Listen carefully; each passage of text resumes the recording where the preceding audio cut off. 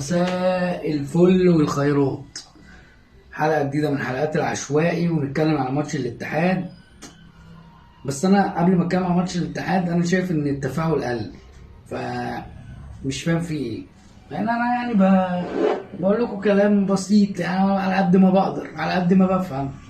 والله انا مش بدرس ولا اعرف اي حاجة في الكورة، بس انا راجل بحب الكورة من زمان، واللي يعرفني عارف ان انا كنت لعيب كويس، يعني كنت بعرف العب كوره.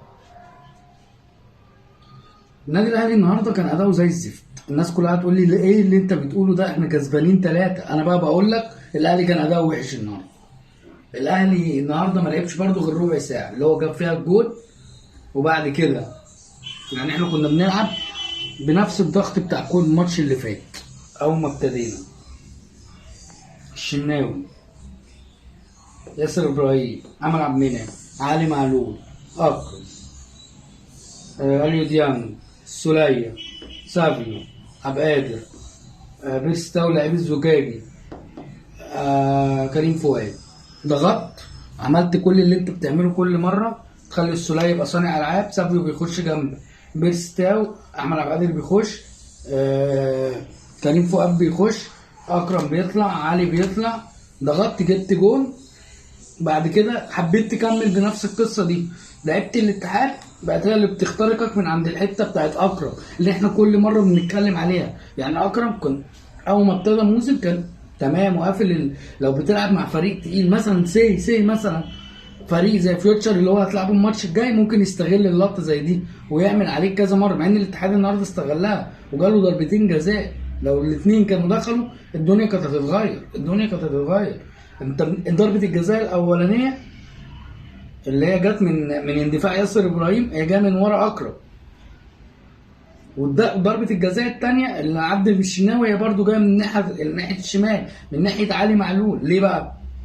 ولا كريم فؤاد كان بيرجع، ما كانش بيرجع مع اكرم، والناحيه الثانيه احمد عبد القادر ما كانش بيرجع، نفس الكلام. غير بقى ايه، عندنا كميه ميس باص رهيبه.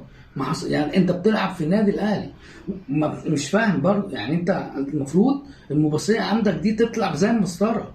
انت النهارده 90% المباصيات بتتقطع. يعني مش فاهم الصراحه. لعيبه الاتحاد بقت تضغط عليك، هي اللي بقت تضغط عليك، بقيت انت تطلع الكوره غلط. اللي احنا كنا بنقول بنعمله بقى يتعمل علينا، بيتعمل عليك. احمد ميسي كان واخد جبهه اكرم توفيق رايح جاي لوحده، الحته دي كانت فاضيه خالص، مفيش حد بيون معاه.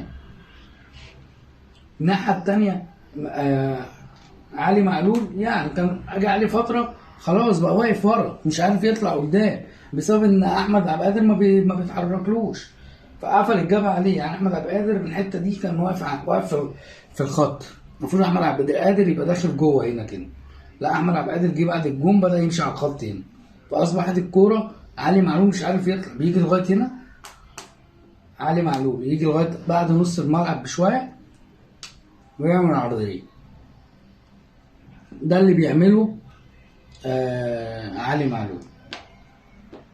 حتى كولر في المؤتمر الصحفي قال لك اللعيبه ما بتنفذش اللي انا بقوله، وده مش صح. يعني لعيبه الاهلي النهارده ما كانتش بتنفذ اللي هم بيقولوه، ولو لعيبه الاتحاد كانت استغلت الفرص اللي جات لها وضربتين الجزاء كانت الدنيا هتتغير، كنا هنطلع نلوم اللي على اللعيبه. التغييرات ظبطت الدنيا شويه لما نزل قفشه، ولما نزل حمدي فتحي، ولما نزل حسين الشحات الدنيا بدأت تتغير. بدأت توقف، بدأت تلعب على الأرض، بدأت تتحرك، بدأت تباصي، وده اللي خلاك جبت الجون التالت. يعني لما بدأت ترجع تاني وبدأت تتحرك وبدأت تلعب على الأرض وبدأت تمشي الكورة، ده اللي خلاك جبت الجون التالت. فاحنا بس كل اللي بنقوله ايه؟